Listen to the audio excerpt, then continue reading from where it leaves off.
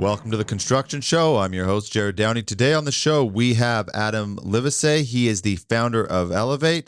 Adam, welcome to the show. Thanks for having me. You drove in today. Where'd you come from? South of the border, about an hour, in a town called Marysville, Washington. Nice. How big of a town? 20, 30,000 people. Okay. Yeah. So kind of that nice size. Yeah. I grew up there, left for about a decade and moved back about a decade ago. Where did you leave to, if you don't mind me asking? Seattle, then over to Spokane, down to Portland, back up to Seattle, and then back home. So now that you've got both, do you prefer the 2-3 million plus or the 20,000? Yeah, right. I like being out. I like being out where I live, kind of in the suburbs country, but I do like my weekend stays in the city. Yeah, exactly. Sure. Yeah. I'm still in the city stage, but now little family and that. So it's like, yep. I definitely, when we go out, I don't know if you know the area, but Langley, just outside of Vancouver. Yep. I drive by those plots of land. I'm like, oh, that would be nice. Now. Yeah. It's weird how you don't think it's going to happen. And then as it's like every year, you want to go back a little bit more. What was the origin of the company? How did you get started? Yeah. So I started my career inside industrial distribution, system integration for off-highway OEMs. I started in engineering, and then I got into business development, led a electronic controls business unit. During that time, we had these OEMs that were smaller OEMs, built a couple hundred machines a year, asking us if they could get data from their machines back to their computers. So we started to build some prototype systems in 2014, 2015. And then we had a really large multinational company come to us and ask us if we would co-develop something with them. At that point, my partner who owned the industrial distribution company and myself spun it out, and we started Elevāt. Oh, I see. So it was an extension of the company that was not an extension, but it was still attached personnel wise, but then we spun it out. I left the company, started to build, Elevāt, and completely separated for a number of reasons. Right. Okay. So now it's completely separate. Yeah. Yeah. Since 2017. So but you basically had clientele right off the bat. Yeah. That's a different setup than a lot of people have. For sure. Right. So, we had use cases, we had some validation, we had stuff that's happened on the West Coast, and we had peers of ours in the same type of industry around the United States. And so we met with them and said, hey, is this a need over in, Ohio, in Iowa, in Texas, in Ontario, as it is in Portland and Seattle? And the consensus was, yeah, it's a need. Customers need this technology. It's not readily available. And that was our big, shove to go outside of our previous company. So then when you went basically spun out the company, now that development, were you able to keep clients? Did you have clients throughout the development, or was there a period where you had to go pure development basically? Yeah. We had a period of pure development, for sure. And then we also had a really large, one of the component suppliers, a company called Parker Hannifin, who was our first customer. And so we had a 3-year engagement with Parker to help with the co-development and co-build of it. So they have an internal Parker solution that our engineering team was really key on with them. And then 2020, we spun out of that path, I would say, and redirect ourselves to small, medium-sized, and then enterprise type OEMs. Right. What was the biggest challenge in development? Well, let's just do a little bit of a zoom out of what. I also want to get into some of the partners. I mean, just to quickly rattle them off. Like you're working with Cummins. You've mentioned a couple other big ones you're currently working with. Like huge success. Absolutely. So Cummins is a key partner of ours. We've been working with them for almost 3 years now on the product side and the commercial go-to-market side. We work with a company called Hydroforce, part of the Bosch Rexroth family. We work with them on a lot of technology partnerships and commercial partnerships out there, and several others. Let's talk about our heavy industry world tour, brought to you by Savona Equipment, supplying mining equipment worldwide. And Corporate Traveler Canada, helping companies travel the globe simpler, faster, easier. We are heading to events across North America and Australia and filming episodes on location. Email us at info@crownsman.com to be part of Crownsman's Heavy Industry World Tour. Did you know cementitious binders can be responsible for up to 70% of the total GHG footprint of mine backfilling processes? Now you can replace up to 50% of the binder in your mine backfill operations with Graybond, Graymond's new low-carbon cementitious binder. This lime-based alternative binder maintains a 40 to 70% lower GHG footprint compared to typical cement and can adapt to varying mine conditions without compromising performance. Learn more about Graybond at Graybond.com. Like when did these large organizations come on board with you? Because there's a big gap from obviously 17 to 2024. For sure. Yeah. When did you start having that success with these large organizations? Yeah. So, we saw this shift early on, which was to do, an IoT solution, right? To deliver an advanced telematics solution for an OEM. There were a lot of puzzle pieces in the larger puzzle, meaning you had to have a lot of technology partners kind of work together. Right. When we spun out, we worked with a lot of small OEMs, call it 500 machines and less a year. Those 500 machines less a year might build a piece of mining equipment or construction equipment, agriculture equipment, and they're competing with the really big companies. Right? Those really big companies have really advanced technology, and the smaller companies need to be able to deploy something to be competitive out there, but they don't have the internal resources to do so. So they start partnering with companies like Elevate. Right. Part of that partnership, though, is being able to tie into key technical aspects of their component suppliers. Right. So for us, what we ended up doing was we worked with dozens, almost 100 plus of these OEMs around North America. And these OEMs work with all of these, now partners of ours, right? So they might be a Cummins engine OEM, right? They might be a Hydroforce cartridge valve OEM and so forth. So just inevitably by working together on this next generation of their machine, we start technically working with these suppliers. Right. Then the business and product side from these suppliers kind of reach out to us and say, hey, you guys have an interesting niche here. You guys are going after the market in a way that we haven't seen before. We'd like to figure out how to collaborate and, 1 + 1 = 3 type scenario. Wow. Yeah.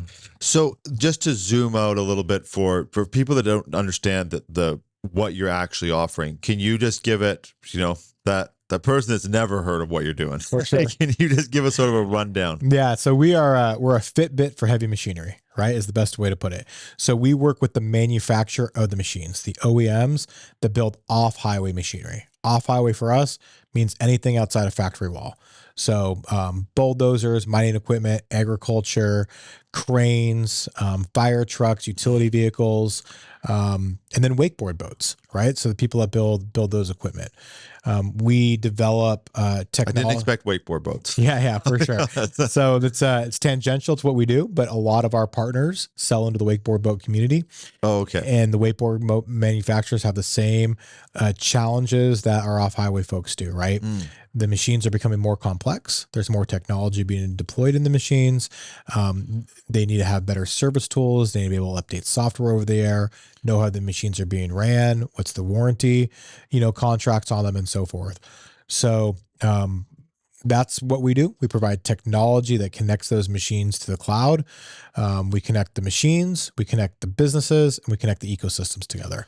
So sharing data between the machine in the field back with the headquarters of the manufacturing facility, and then taking that data and sharing it with your service departments, your dealers, your key suppliers to ensure a better experience ultimately for the operator of that machine. Okay, this is what I want to do the contrast of what you're doing then, because what before an Elevate is in there, what is then happening? Because there's a lot of this technology that's being pumped into these machines has been around now for a while, but it hasn't essentially been connected. So what was happening before? Yeah. Like, was it just you did basically have to have someone go out there and run a diagnostics? Is that for sure? Yeah, that was the system. So there was telematics in the industry always for the last 20 plus years, but it was from the perspective of the fleet operator.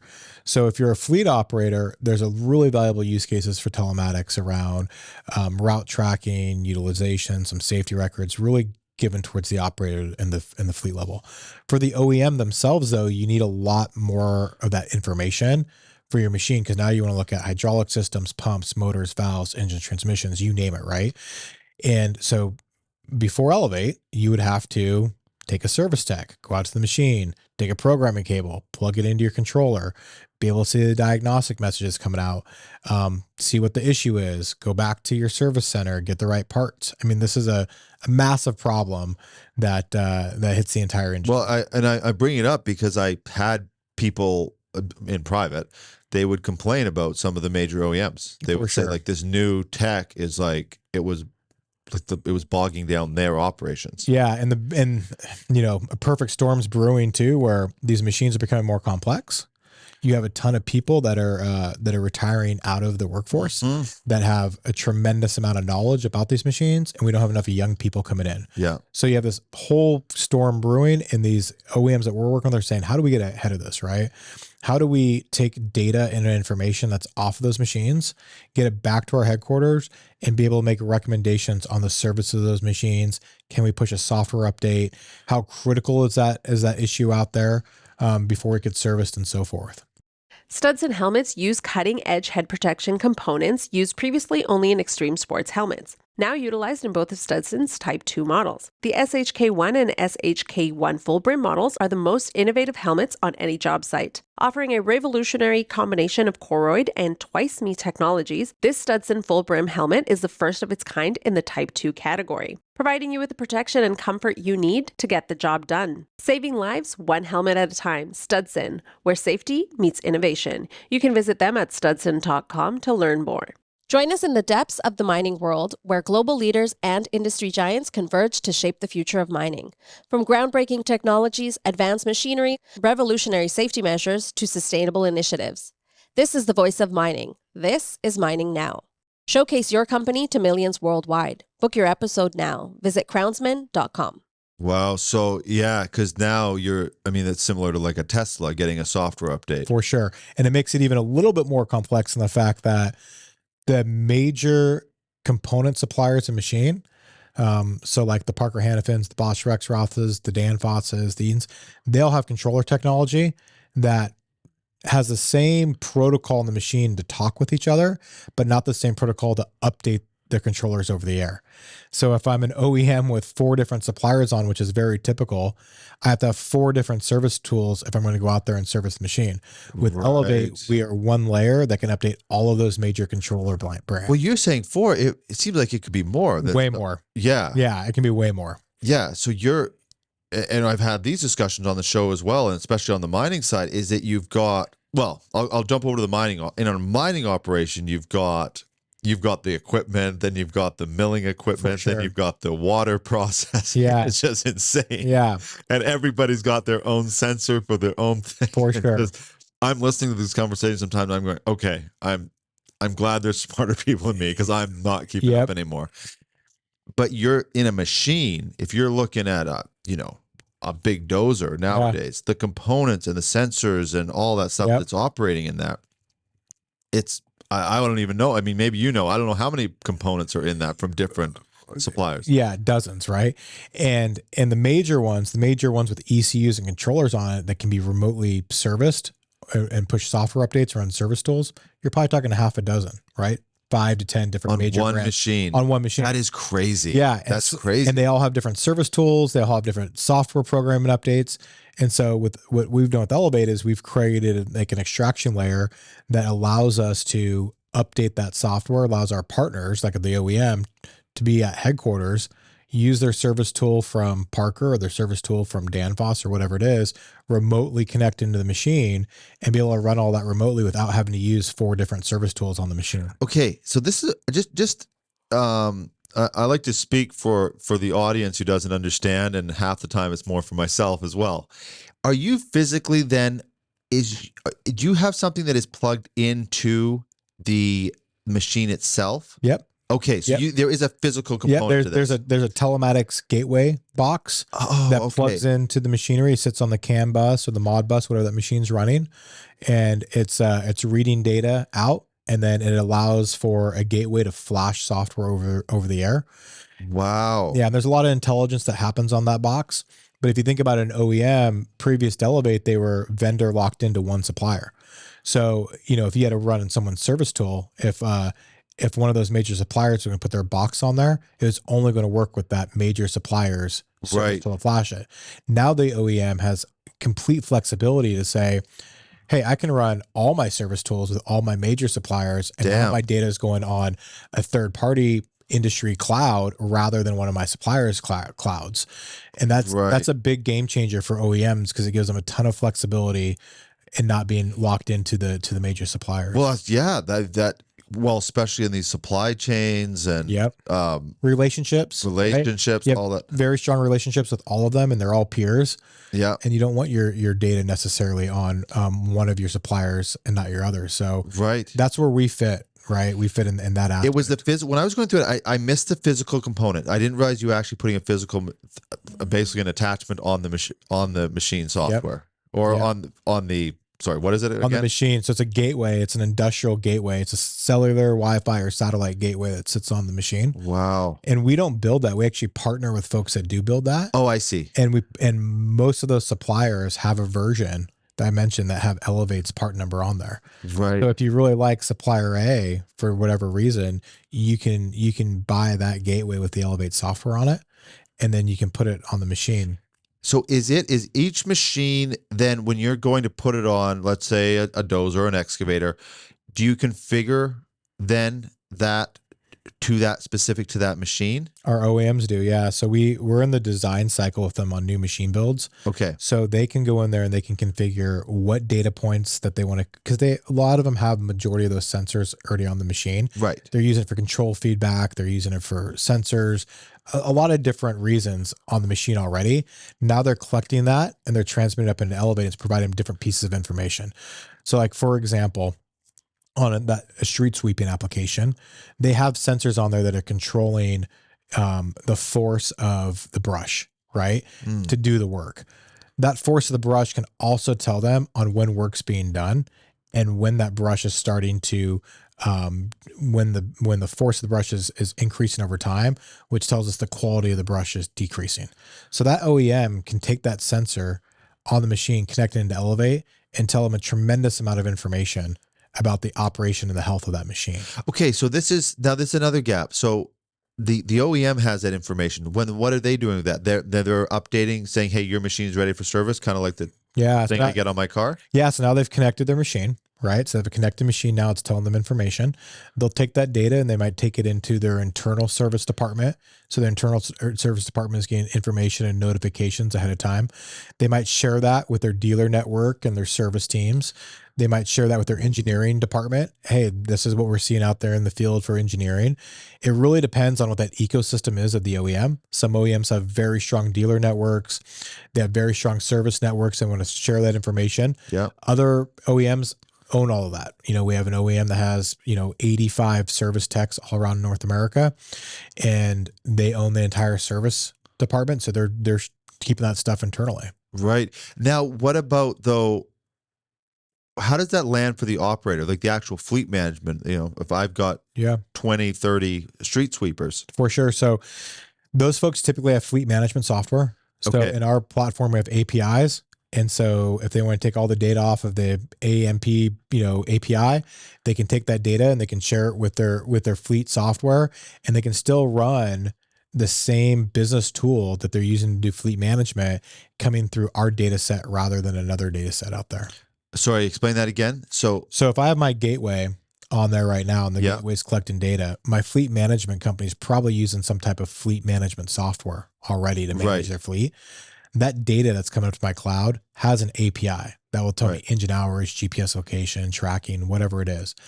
That fleet management software can pull our API data and plug it into their API. Pretty much anyone. Yeah, we use industry standard RESTful APIs. We use the AMP API protocol. So we want it to be extended because our OEMs, they don't want to keep the data internally, right? Right. Yeah. They want to keep it for their use cases, but for their end customer, they want to be able to share that data. Right. And they want to make that very easy to be shared with, because if you're a municipality or you're a construction company or you're a fire station, they could all have different types of fleet management systems, and they're all familiar with, here's the API. This is how I get the data off of my OEM's cloud and put it into my fleet management system.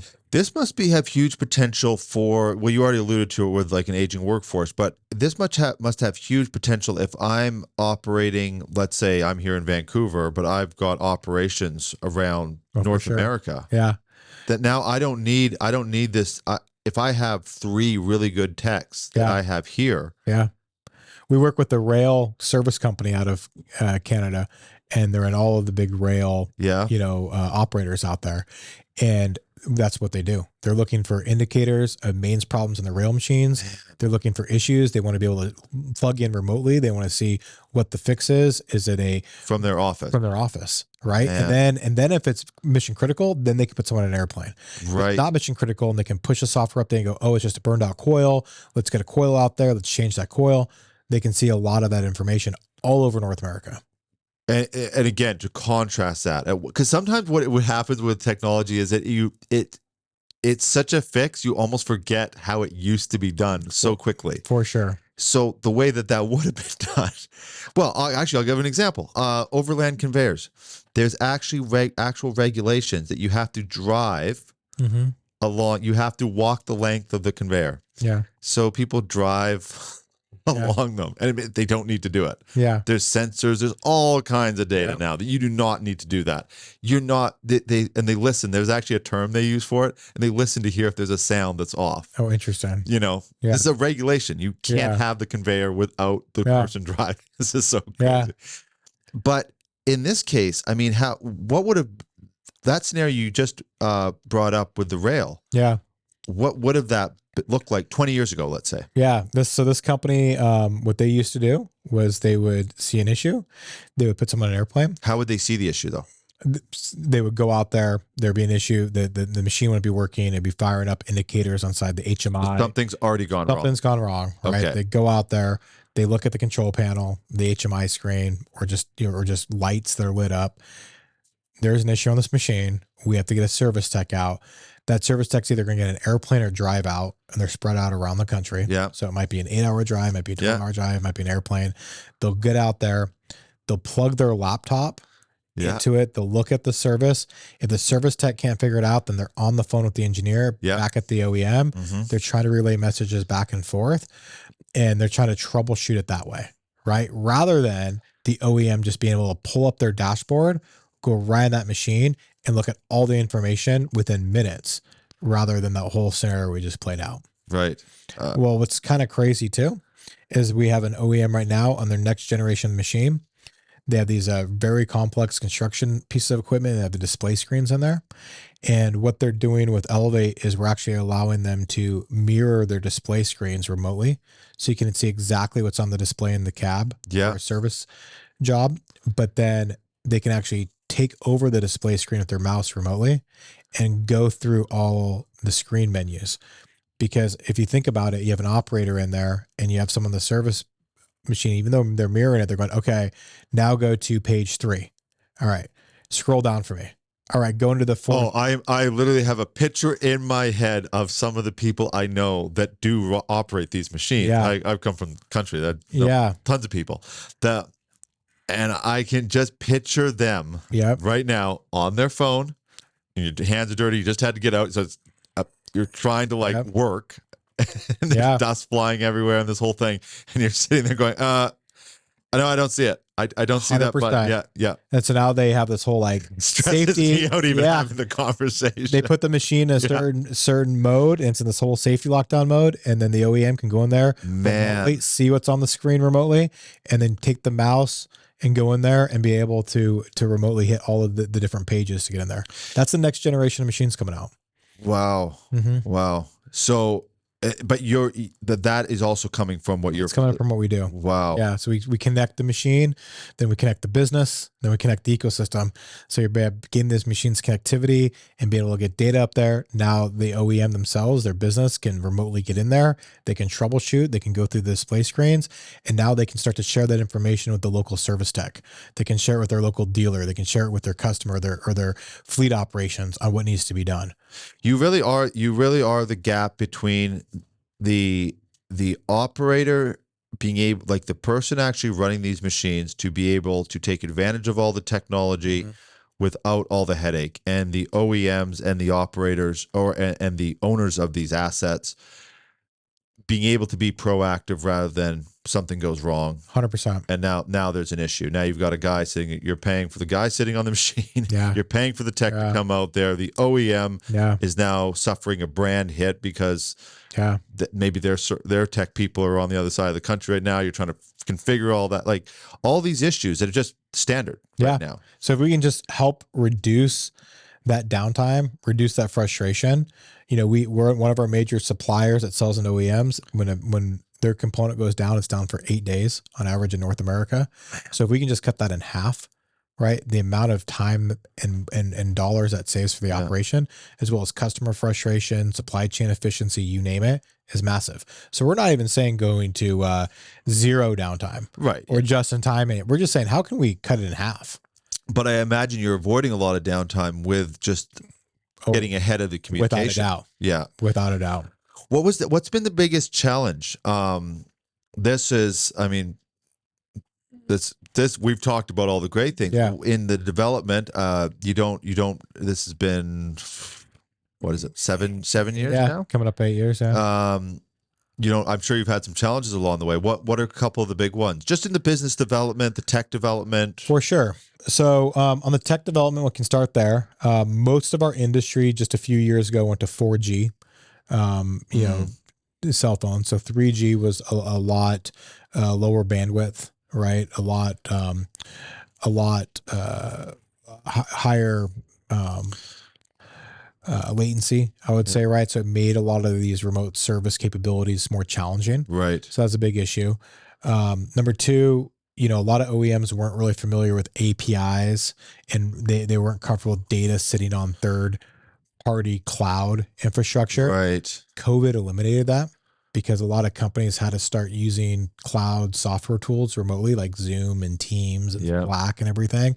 So these corporations really kind of swallowed the frog and said, hey, we're going to become a company that works with third-party cloud providers. So now, before we'd have to go out there and convince everybody that we're doing the best standard security practices and data governance practices and GDPR practices, and they weren't familiar with it now. Yeah. Now our OEMs, they have their security guidelines, right? They have their GDPR guidelines. Right. They have all this set up so they can audit you rather than us telling them how to audit us, right? Yeah. So those were big challenges at the beginning.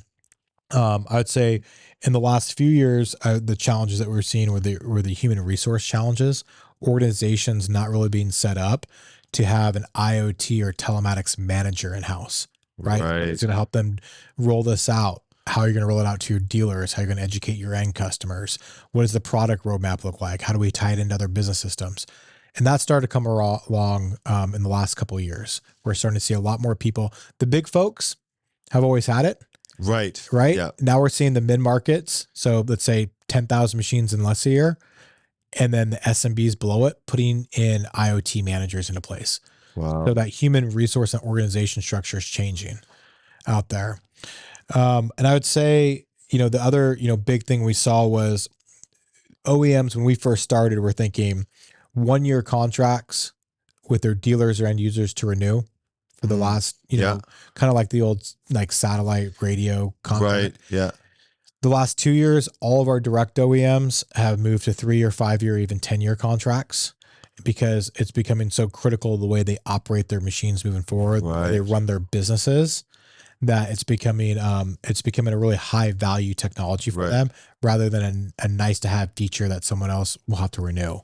Right. So that's huge for your business then. It's big because for us, it's a long-term partnership, right? So if you're working with them, what we start with today, it's going to look completely different in 3 to 4 years. It's going to evolve, just like my Netflix. Yeah. My Netflix, 5 years ago, today it's better, right? My Salesforce 5 years ago, today it's better. It's always evolving and new features are releasing. So you really want that long-term partnership with an OEM because they're helping you drive your roadmap. They're giving you feedback in. And for them, a new software release could come out, every month or every quarter. Mm-hmm. And so that technology that they're putting on there is going to steadily increase value over time. So those long-term partnerships are key. You mentioned that it's going to change, like 5 years from now, 10 years from now, it's going to keep evolving.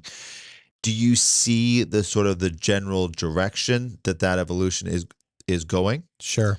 Where do you sort of see it? Yeah. So the large component suppliers and OEMs that we're working with are very cognizant that this machine data is going to help them provide better services to their customers than they do today. A lot of that is going to be driven by what I would call like recommendation engines or predictive maintenance. So for them, I'll give you a scenario. I'm an OEM. I have 20 years of service record or 10 years of service records on my machines. Now I have a bunch of data that's being connected on all my machines in the field. I can take the data from, customer John's machine. Yeah. It comes into my cloud and is an event occurred. I can take that data. I can compare it to the last 10 years of service records on that same type of machine and that same type of application. And I can create a recommendation of how to fix that machine. Or I can start looking at that data and create a recommendation of when service needs to be done in the next 30, 40, 50 hours. That big data machine learning process is heavily being invested in by our largest OEMs and our suppliers, because that OEM now has a very complex chassis. They have a very complex transmission, a very complex engine. They're getting smart pumps, smart valves. The suppliers are thinking the exact same thing. They're going, we have this huge amount of knowledge about not only how to fix our components, but how they should be operated the most efficient way, right? And they're all creating these really large, I would say they're creating plans and strategies to start collecting that data, to start putting in these machine learning models to create recommendation engines, either predictive or preventive, back through the supply chain. So that's where we see a big investment's going to being made. And autonomy. Right, autonomous vehicles, huge. And electrification and autonomy is a big deal. And on the autonomous, where sort of an obvious question, but I think it's still worth having the discussion. In the autonomous side, though, that would be big for you as well, though, right? Because you're providing that data even if there's not an operator in the machine. Yep. Yeah. So the autonomy side, that's probably one of our fastest growing sectors. I'd say electrification in the municipalities are really fast growing for us. Electrification's been slow in a lot of different industries. I think there's some headwinds out there, but in municipalities or in turf, it's really accelerating because the end customers, they're residents of the city. So if I can get a quiet street sweeper, right, that's electric, that doesn't wake me up at 3 a.m, right, the city will invest in that. If I live on a golf course and I have an electric green roller versus a gas powered or diesel green roller, I'd rather have that rolling my greens. And so those areas we see a lot of investment made. Ports, right? So a lot of vehicles around ports, they want electrification or autonomy. We see a lot of that as well. So those are definitely high aggressive growth industries for us. I just wanted to quickly go back to the wakeboarding because it is sort of the oddball out in terms of street sweepers, construction equipment. Yeah. It's like, okay, that's all sort of all what you'd expect. Where does the wakeboarding, it's specific? You didn't say boats, you said wakeboarding boats. Yeah. So for sure, so we're in the marine industry. Our first step in there was in wakeboard boats. And it's really interesting because there's two big drivers here, right? You have the end user and you have the wakeboard boat manufacturer themselves. And so if you think about a wakeboard boat, they're really chasing automotive, right? Inside there, they're very luxurious, really great HMI displays, graphics, technology, all this stuff. Well, just like we talked about updating software, pushing the newest software design, fixing software, my wakeboard boat season's only 3 or 4 months. If I have an issue with any of the software or boat or whatever, I want to be able to get that up and going like right away. There's also pretty big key components on there, like my bilge pump, right? Being able to get a notification if there's a failure on my bilge pump or there's an issue on the boat. Some luxury problems like, I left my running lights on and I'm above my lake house, or I've left my lake house and I need to turn those lights off remotely. A health check on my boat. Just I'm going out for Memorial Day weekend and I just want to run a quick health check and make sure there's nothing that needs immediate fixing. wake profiling, right? Being able to determine if the wake profile is the best profile I'm supposed to be getting. If I'm using the zero wake technology, right? If my zero wake technology, is it operating correctly? And then we have some of our manufacturers that are looking at wake profile versus health of the prop, because typically your prop gets replaced, once a season after Labor Day, take the boat out, replace it. But they're seeing really nice correlation that as that prop deteriorates over time, your wake quality is decreasing. So maybe like in July, you'll change that $600 prop out because you'll get a better quality wake for out there. We also have some pretty interesting scenarios where maybe you, from the consumer side, like where are my friends on the lake? Where do you get gas? What are people using for different wake settings? What's my favorite pros using for wake settings on certain wakes? So just to clarify, these are all OEMs that have put their technology into a wakeboarding boat. Yeah. The manufacturer has collected all these different offerings for, in a lot of cases, like luxury offerings even, and poured this into a product. Yep. Right. And there's safety offerings, right? There's like, if my boat gets stolen, right? Where can we track it? There's safety offerings for, your kids taking the boat out and you don't want them down there Party Cove. Just put a geofence in there and let me know if they went into Party Cove, right? Or maybe there's low Damn it. right? Yeah, maybe there's low areas in the river. Yeah, so there's low areas in the Columbia River, and you just want to notify your kid, like, or anyone operating the boat. Hey, if you go down this area, you could have some prop issues. And so you can. The great thing about that is you can set that remotely too. Right. So you can get notified that if there's other people are having prop issues in that area. That's a big, on the Columbia River, where I spent a lot of time on, props are getting destroyed all the time because the river levels are changing, and so these are all, use cases that are becoming valuable for the OEM themselves. Also design feedback loop. So understanding we released a new boat, who are using the new features we're releasing, right? How often are those new features being released? right. Yeah, when dealers are doing demo days, what features are they highlighting? Right, what's getting good feedback? What's actually getting turned on and off? Right, what are the consumers liking? What are they not liking? Yeah, wow. Yeah, It's just it's incredible. It's incredible. For you, like this. I mean, if you talk to a lot of good business people, they'll talk about their mousetrap. You got to have something, and then some people don't. Some people are just going head to head. There's two drinks and one is better than the other to one different person. So you just kind of mark it and see who likes it.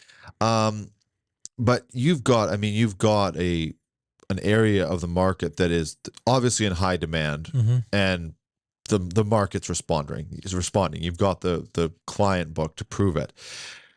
But that business acumen that you've developed, where did that sort of come from? Did you think you were going to be an entrepreneur in effect? Did we were going to start a company one day, or how did that sort of come about? No, just the approach, I guess. Yeah, the approach was we kept on getting this need in the market. We kept on trying to find an off the shelf solution. We kept on trying to square peg round hole, trying to make something work. And we couldn't find it, and we couldn't provide these. And how long did that process take? 2 years. 2 years. Yeah. And so then we had to dissect not just the technology, but everything that was causing friction for the OEM. So for instance, OEMs don't want to deal with SIM card management. They want their partner to handle all of their data plans, right? Seems pretty obvious now. Back in 2017, that was not obvious. Number two, how they activate subscriptions. Right? They don't want to pay for this thing like a cell phone bill and you have all these subscriptions get invoiced. They want to activate it when the customer takes ownership of the machine. So we have a billing platform in the background that says, hey, you might build the machine January 1st, but it might not get sold until July 1st. And we have to not start that subscription until it gets sold off of your dealer's lot. Stuff like that, right? Oh. So taking that friction out for our OEMs. So it's from a financial point, though, that's a certain amount of risk for you that goes along with that. For sure, right? Yeah. Calculated risk we got to take, but we understand that OEM sales cycle pretty well, right? So we understand, we came from the industry and we get it. Yeah. Like just those things were really key. The other thing too was we knew inherently that these OEMs are going to use multiple controller suppliers on the machine. So to be able to interoperate with all those major suppliers, not only to read the data, but push the software update over the air. Right. Really big key for us that we had to go out there and form those technology partnerships. We had to build the IP into Elevate. We had to do all that. But that's a continuous thing, because if you, like, I would imagine that if you're dealing with let's say, a manufacturer out of Japan versus the US versus, Germany. Yeah. So like with any startup, when you first start doing it, it's a little bit wild, wild west. Yeah. Right. And now we have a very documented process. We have a very documented approval process, right, that goes through this. Everywhere from not just, how do you build it, but then how do you support it and how do customers buy it? So, if you want a manufacturer in Japan that has a telematics gateway device and they want the Elevate software on there, what's that validation process for us to put it on there? What's our ISO 9000 quality check process? What's our security 24,000 audit, right? So we have all these things.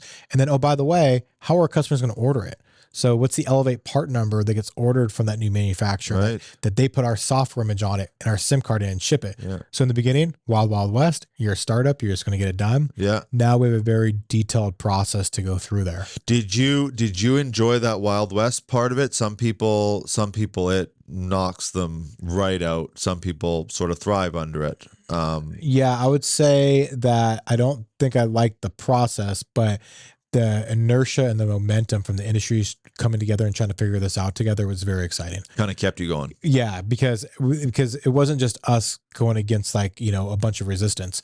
We had all the major people coming together to try to make it happen. You weren't trying to create something that would be it was just never done before, right? You didn't have like these major OEMs and suppliers work with a third-party company to try to figure this out, but they didn't have a process for it. We didn't have a process for it. So you're working together to build it. Now it's pretty well defined as we're scaling. So is this your first business? Yeah. Yeah. It just, you have the demeanor of someone who's done it before. Well, maybe not actually. Some people that do it before, they seem a little shell shocked sometimes. Maybe I might take that back. Inside the distribution company that I worked in before starting Elevate is I ran a business unit, and we're growing that business unit 50% year over year for 4 years. So you'd had that experience. So we had to figure out a strategy and put together a plan and execute against it. And so I had that experience in there. Right. That makes sense. I think that's what I was sort of looking for. Yeah. So you'd had that without that, like, you're going to go out of business, but you'd had that pressure. Yeah. That entrepreneur piece. Right. Yeah. And it was new. Right. So we're making this big bet that if we sold electronic controls into OEMs, that we would pull through hydraulic controls behind the electronic controls. So, we'd always say for every $1 of electronics that we sold, we pulled through $4 of hydraulics, and we proved that out. So it really accelerated the growth of that business. But again, that was never done before. Yeah. But we ran some math and we figured out this is probably a pretty good target. And so for us, that was, and that was probably the big risk with starting Elevate is you had to step out with Elevate, and there's this pretty good career path inside the fluid power industry. Right. And we're making stuff done, but this opportunity to be part of a major change in our industry, right? To be part of that chapter is too exciting. Too exciting to see that there's only certain cycles in our career that there's going to be game-changing innovation, and we're going to be part of that chapter. And then we're working with OEMs that are really excited on this next generation of the machine that, it was actually a pretty easy question. Right. You didn't feel like it wasn't this big high pressure decision you had to make. Yeah. The pressure's on the customers being successful and the team members, following your journey, but the pressure's not a personal pressure. What now, again, people talk about the story a lot, but now you're, full operations, big partnerships, you've got your processes in place. What's the big challenge now? And I do mean personally, day to day, you come in and you got to make this thing grow and build and be better.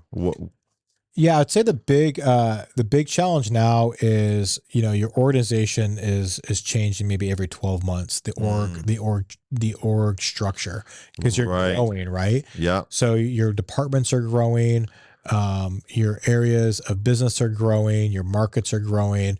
So making sure that we're doing that in the most responsible way possible, making sure we're hiring, we like to say A players or rising stars. Right. So we really believe in having an incredible team that is from the industry for the industry. So the really kind of unique thing about Elevate, our core people are our core people, meaning people that have been with the company for like 6+ years. Our VP of engineering came from the industry. Right. He built Hitachi's industrial IoT platform called Lumada, their internal IoT platform. With him, he brought over some key team members that were part of Hitachi. So they're building software for a large construction manufacturer. They're based in Seattle, Washington. They're able to join our team, and they've been with us now for 5-6 years. Our key inside operational people came from the industry.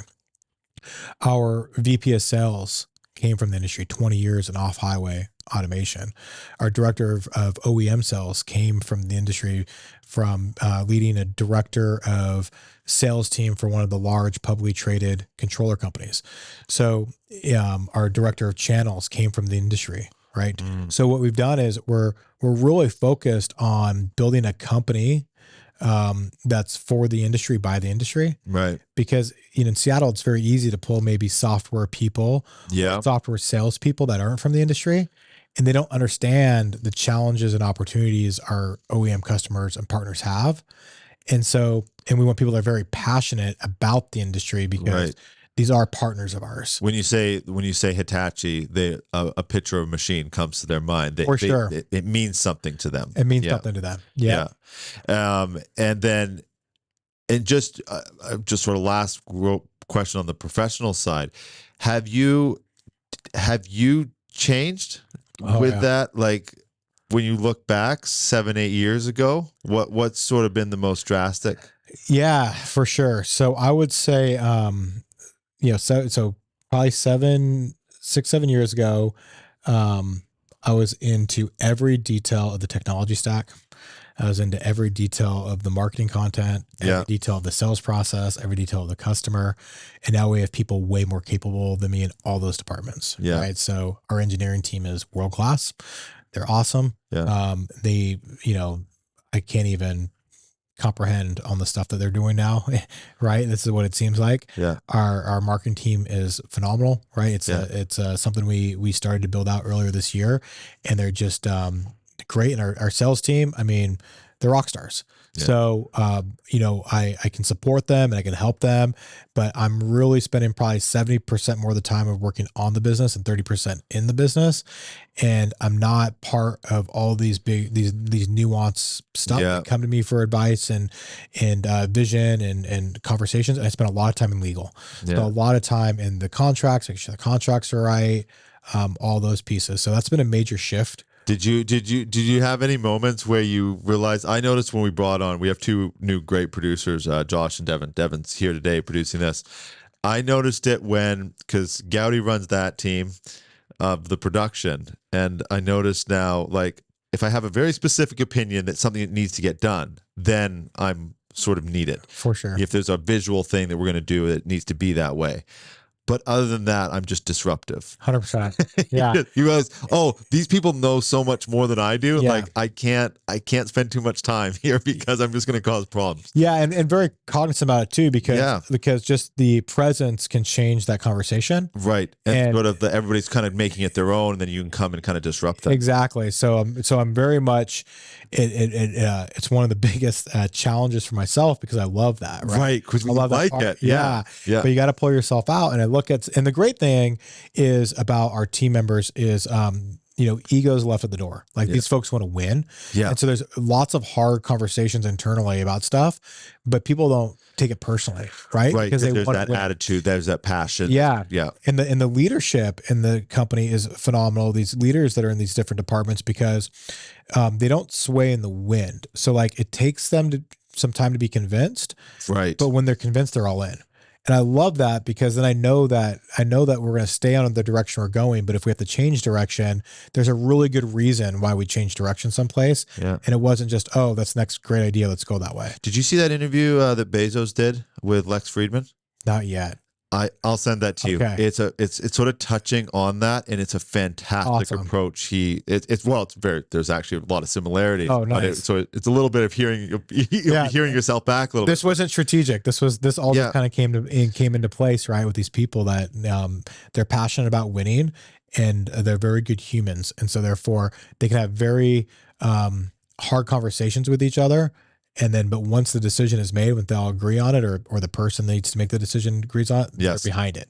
Right. Yeah. And that's, I want to say, the biggest challenge I think as we continue to grow is making sure we keep that core identity and DNA in there. But I think we have the right people to make sure that happens. That's a huge thing if you can get that in your team. And it's that from that interview, and then hearing you say it again is that sometimes you won't 100% agree, but if the decision's made, that decision to then go all in. Yeah. Okay, I might be right, you might be wrong, I don't know, but if it's your decision to make, we're going all in on this decision. And what I found is it's like a flywheel because the other team members all know that that is the intention you're coming into these discussions with. Yeah. They respect your pushback on stuff. Right. Because they know you're going to go all in on whatever ends up being decided. Yeah. If that trust is ever broken, then the system breaks. Yeah, it's a huge thing that doesn't actually get talked about as much as it could be.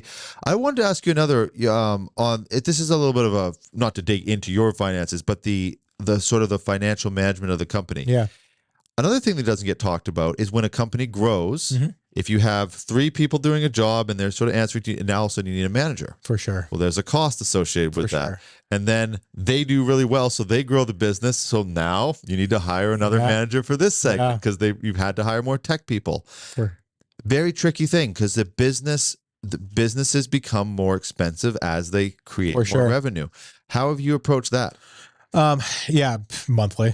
Honestly, we look at forecasts, we look at backlog, we look at budgets, we look at org needs on a monthly basis. Yeah. We're constantly looking at it because we could go hire 10 more people today, like no doubt, but we're not going to hire 10 more people until we have guardrails put in place. So we have things that say we need our backlog to be X. Yeah. Backlog means devices are on order to go into production. Right. When that backlog grows, we're okay. From the time a device is ordered to the time it goes in production, might as well call it 6 months. Once our backlog grows to a certain point, we're okay with hiring the next headcount. Right. And then you might be sacrificing a percentage of margin. Okay with that. Yep. But you're scaling. So you go, okay, we'll lose that percentage, but we're scaling up 20%. We're losing a percent. Okay. The balance is there. We're still ahead. We're still ahead. Yeah. And for us, it's about a land grab at this point, right? So we're trying to we know that, like you said, we're investing in, the margins can be lower than where we'd be if we were a publicly traded company, because we know that the long-term opportunity here is having, hundreds of thousands of machines connected, but we want to do it responsibly. So we have these really nice KPIs that are showing us as customers are ordering their hardware for production, we know that revenue is going to be coming in at X. Now we can start investing into more headcount before that revenue hits because it's already on order. Right. And that's a big indicator for us. Wow. It's so exciting. I love when, I get all types of companies coming through here. I get the biggest companies in the world. Yeah. And then people that are starting out with 2 or 3 people, like a consulting service. It's just crazy. And hearing how each person finds their success. In this, the growth, I guess, just to wrap up, the growth over the next few years is really about basically just being able to plug into more on a global scale. Yep. And deliver and work with more and more OEMs as you go, right? Yeah, we see 3 major growth pillars. We see that growth pillar, more OEMs, connect in. Massive retrofits are happening right now with our OEMs. So now that they're on new production machines, now they're starting to set up strategies with us saying, oh, well, maybe the last 4 years is an addressable machine market for us because the technology is close enough. It's providing value in there. And then the third piece is, these machine learning services that people are coming to us to help them with, right? So additional value into the predictive and preventive maintenance piece. So this enterprise piece, we see that as being a big growth. So these are people that are actually putting new technology. Sorry if I'm misunderstanding. These are people that are putting new technology into their systems. So maybe they're working with some large language model, or they're working with some machine learning model, and there's machine data from Elevate that they need to help generate that, or they want us to manage the whole system with us. Wow. We're being asked to get involved more and more with our largest customers. And so typically if the largest customers are doing it, the rest of our customers are going to do it as well. Right. So that's something that we see as being a big growth area too, because it makes perfect sense, right? I mean, they have all of the knowledge and the information, and they're going to get the most value out of that to provide to their customers. Such an exciting story. I really hope you enjoyed your experience here, because I do not want this to be the last time we have a conversation. I did. Yes. It is fascinating what you're doing. It is I've had conversations, and you're filling in a gap in part of these conversations I've had. So it's quite exciting to have you on the show. Thank you. Thank you for driving in, actually coming to our studio. Yeah. It's a lot of fun. Yeah. Thank you very much. Okay. Thanks, Adam.